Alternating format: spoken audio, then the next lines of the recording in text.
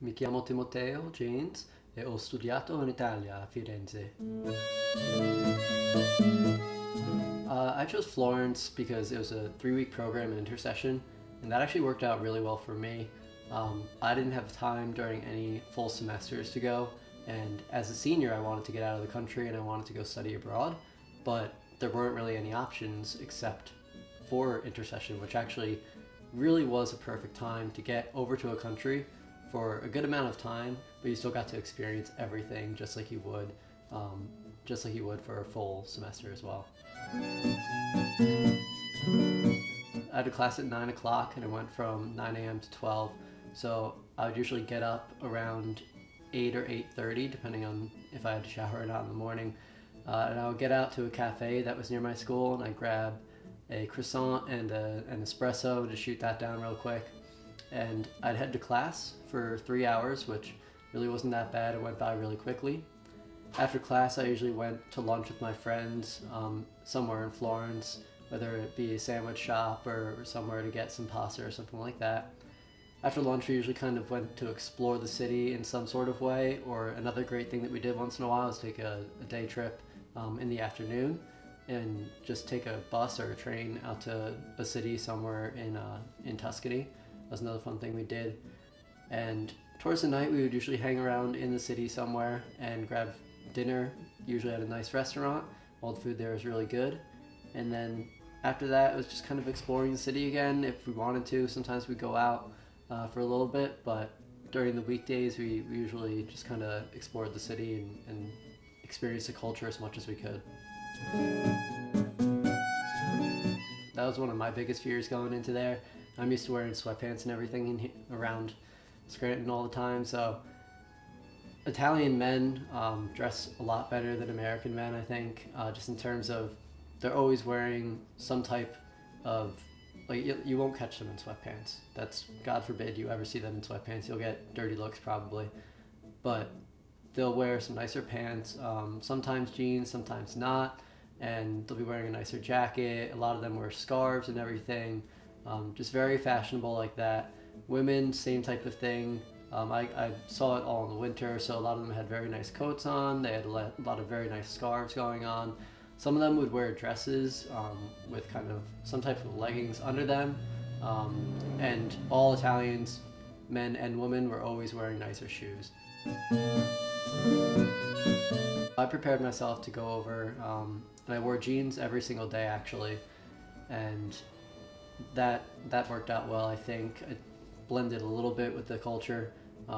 As I said, I wore kind of nicer sneakers or shoes that looked decent for an outfit, and then usually on top I had some type of nicer shirt on with a nice jacket as well. I also bought a scarf while I was over there, and I found actually after I started wearing the scarf, people started approaching me as an Italian person first until they realized I was an American. I personally, if I needed any items of clothing or anything, like the scarf that I got, I shopped mostly at just the markets on the streets. In Florence, there are plenty of markets to go to. The central market is kind of out of the way of the middle of the city, but it actually was pretty affordable, and you could always talk down. The Italians aren't very good at negotiating, honestly, so you could always talk down the price. If you wanted to go and get some higher end stuff, like a nice jacket, or for me, I got a nice pair of leather gloves. You could go into a nice store and they weren't too pricey, but if you went onto like the main street, they had all the top brand names like Gucci and stuff like that. And you could go there, but they were definitely more expensive.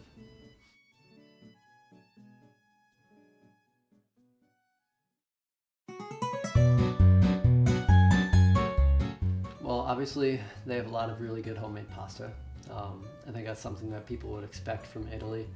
And actually, one of the surprising things is their meat, even though they don't have tons of it, was very, very good as well. One of the pasta dishes that I personally saw a lot was spaghetti amatriciana, which was a little bit spicy, but not too much. It's kind of just a spaghetti or some type of pasta with some type of tomato sauce, and as I said, just a little bit of spice added in. But typically you're eating a lot of pasta and a lot of, not as much meat throughout the day as well. So. I would say, as far as pasta goes, I had two favorite dishes in that respect. One that I got a lot is spaghetti al ragu, which is with meat sauce. There's one particular restaurant that it gave you just a huge portion for a very little amount of money. It was very, very good. So any pasta with meat sauce, I would highly recommend that. I also really liked the lasagna for pasta. All the lasagna that I had it multiple times throughout Florence, and it was always top notch. And something I kind of did throughout my time in Florence was almost every restaurant I went to, I tried the tiramisu, and it was always good. But my last night there, I had the best tiramisu of my life at the restaurant we went to. So.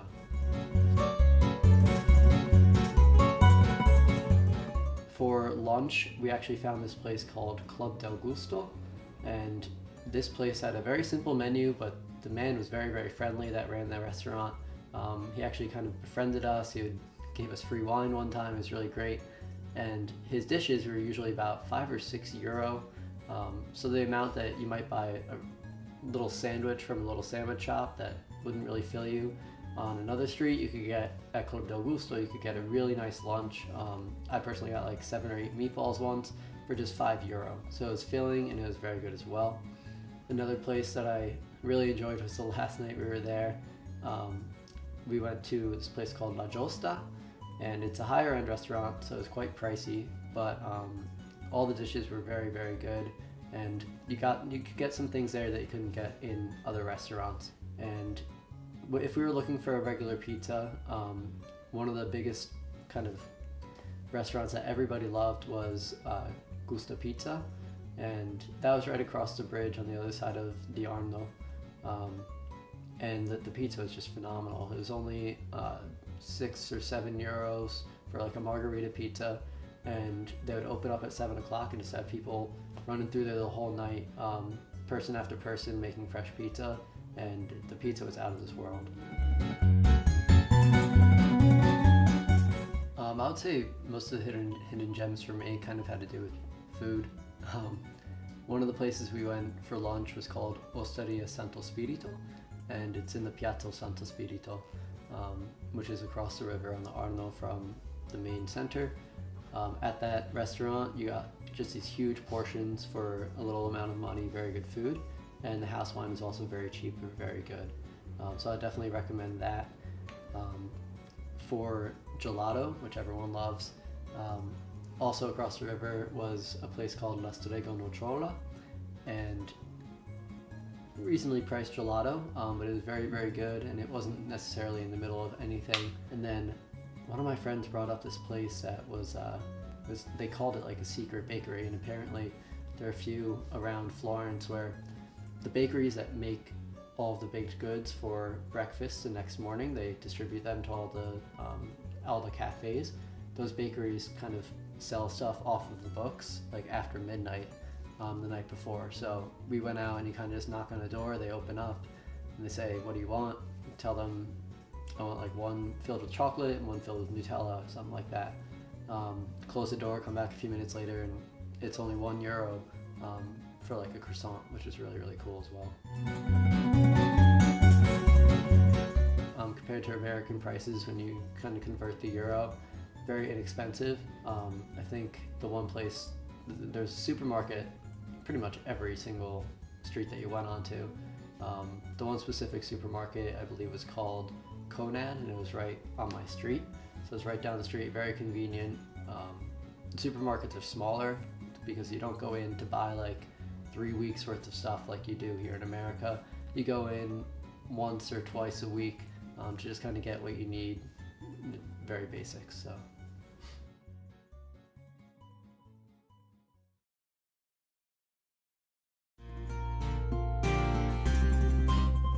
I personally stayed in an apartment. It was kind of found through the school. So the apartments that I experienced, the one I lived in was nice, and all of my friends actually had really nice apartments as well. So I would recommend it. It's nothing against that. I did have a friend that stayed with a host family, and one of the coolest things that he told me was each night at dinner, They would sit down. You could speak English throughout the day to his host mother, but he said every time they sat down to dinner, they only spoke Italian. And I thought that was really cool to get a nice cultural experience.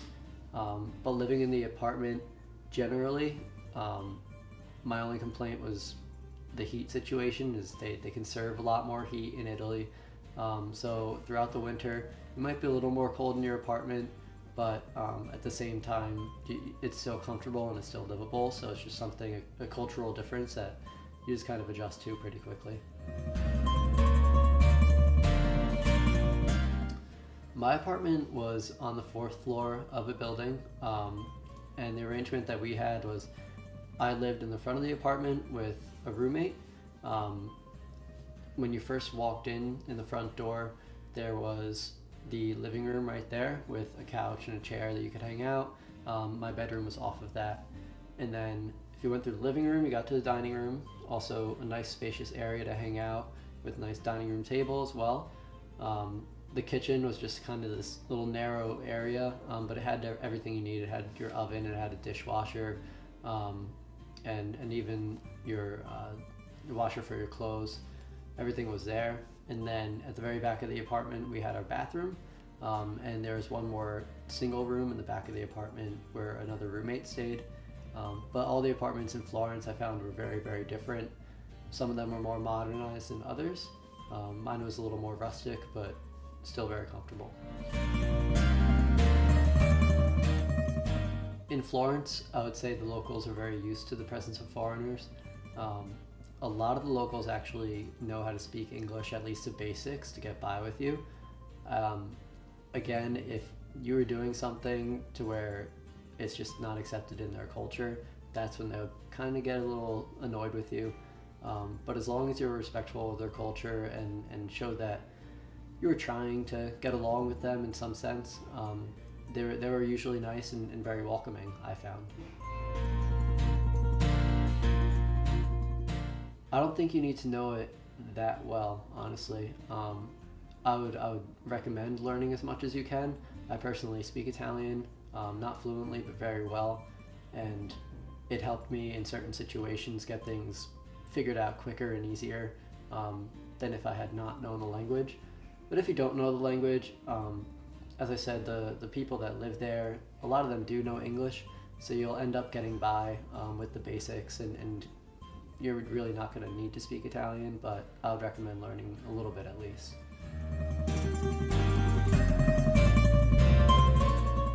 Be mindful that I think in Italy overall and in Florence, people are just generally a little bit more respectful towards strangers.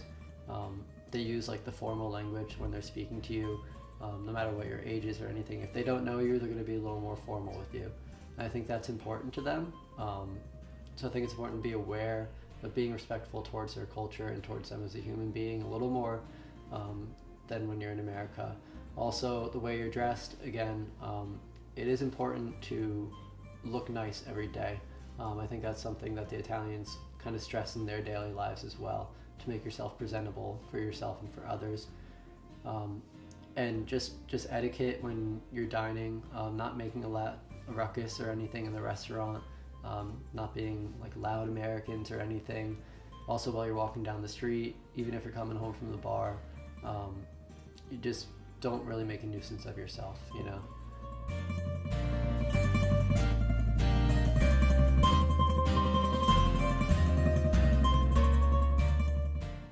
It was very easy to visit other places from Florence.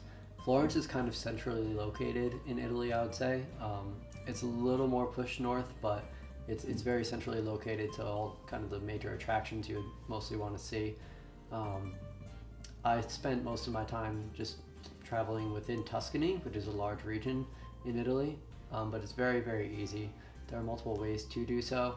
If you're going to be traveling longer distances, like if you want to go somewhere that's like 40 minutes away or something, you could take a bus or a train. Both are just as easy and they're constantly running. I found the metro and the travel like that to be very simple. If you really wanted to go a longer distance and you wanted to make it there within a good timely way to spend most of the day there, the best way to go was with the train. They had like some of those bullet trains that just went really quickly. It'd take you maybe an hour and a half to get to Rome from Florence, and then you get to spend like a whole day there, hour and a half ride back, and you're done with the day. Very, very easy. In Florence, most people I actually found kind of just walked. I know even my teacher, my professor, she didn't own any means of transportation. She walked pretty much throughout the whole city, and she lived there full time.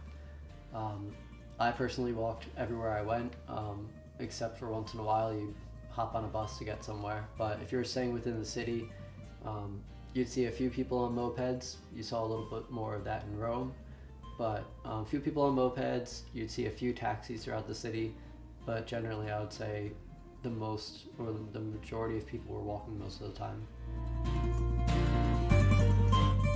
The taxis are a bit expensive. I know one of the tips that they tell you in Italy, both in Florence and other cities, there are these specific like white taxis, and if they're not a white taxi, you don't want to be getting in it. That's one of the things that I was told and usually found to be true. When you're getting into like a taxi or something like that, you want to kind of just ask the person, like, how much do you think it will take euro-wise to get to this destination? So later when you get there, if it's way, way off, then you know that they kind of gypped you or something. But I would prefer taking like more of the public transportation, such as a bus or a tram, like I found in Rome. But the buses are very easy. You can buy a ticket for like €1.25 or something, and that gave you like pretty much a full day of travel on any public transportation. You could get on a bus and take it around the city for a while, and then you could hop off a bus and get on one of the local like trains or something like that, and it's just very easy and very cheap to get around that way.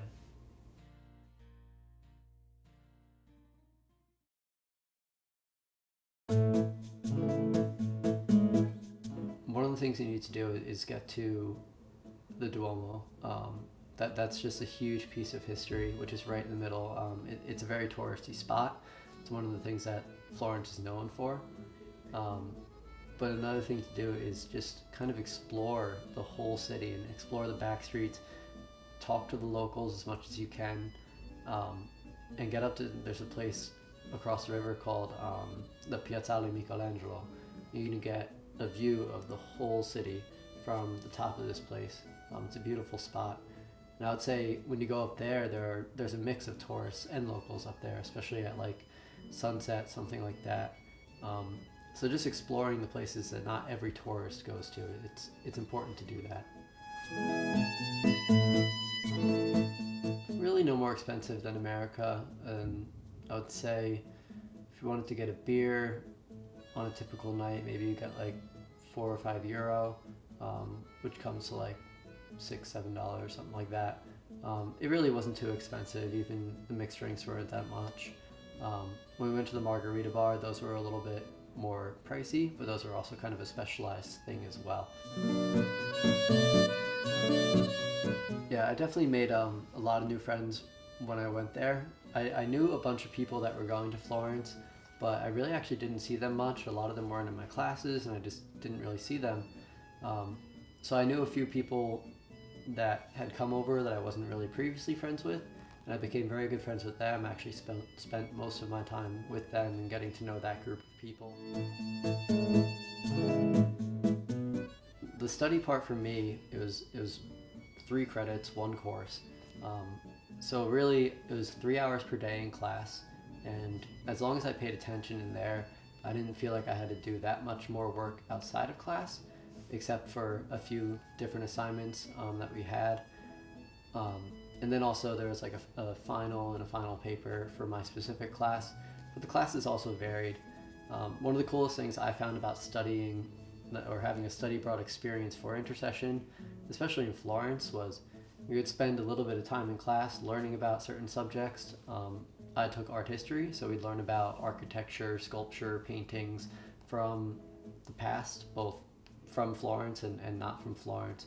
But then you get to go out for the other half of the class or something and go to the museums or the churches inside of Florence and literally see with your own eyes exactly what you were just studying. So you might study something from the 12th century, and then you'd head out to the museum either that day or the next week, and the teacher would point out and say, do you remember that sculpture we saw from the 12th century? Well, there it is. And you get to see it with your own eyes and study it in that way too. So it was really cool.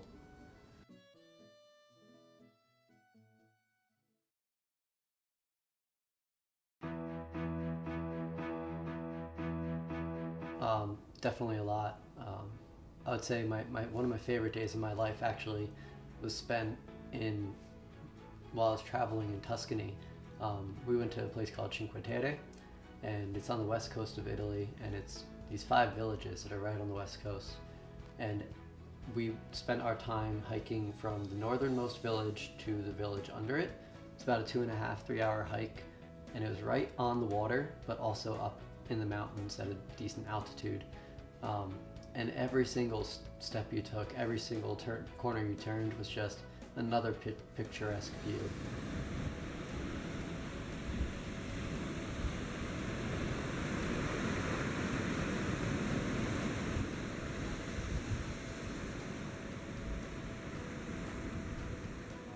The sun was out that day, it was warm, and it was just a really moving and beautiful experience to experience nature that way. And I was with a few friends as well. And it's something that I don't think I would ever really find anywhere else. I definitely want to go back there. Probably my second favorite thing that I did actually in Florence was go to a Fiorentina game, which is their local soccer club. And that was a really memorable experience for me because I personally love soccer, or calcio as they call it. And we went to a Fiorentina home game and they actually won 4-3, so a lot of goals scored. And we also sat in the fan section, and the fans were just going nuts the whole time. They were waving flags, yelling at the referee, yelling at the opposite team, and also just cheering their team on.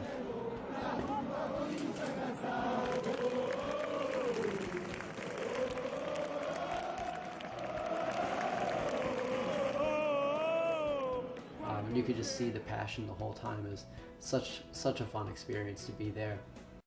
And one of the most unforgettable things for me was every single night that I was in Florence, from day one to the last night I was there, I had to walk by the Duomo to get home. And every single night I stopped outside of the Duomo and just kind of looked up at it for a few minutes. And that was my opportunity to remind myself that, yeah, this is a real experience. This is actually happening. I'm really in Italy and in Florence, and it's something I'm doing. Like, I can't believe it. And also a time for me to kind of take a step back and be thankful for that experience and say, I'm so lucky to be here, and let me live every moment to the fullest. Life-changing. I got to experience not only a different culture, but just this whole other world. Every day that I was there, it almost felt surreal. You know, it was like you're in this spot where you're a minority in a sense that you don't technically belong there. And every single day was an experience to grow and overcome obstacles because of that, because you're in a place that you're not used to.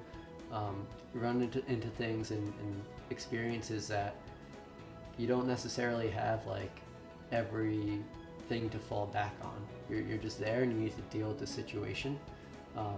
I kind of adopted this attitude of whatever happens, happens, and I'm just gonna roll with it and I'll figure it out as I go, you know.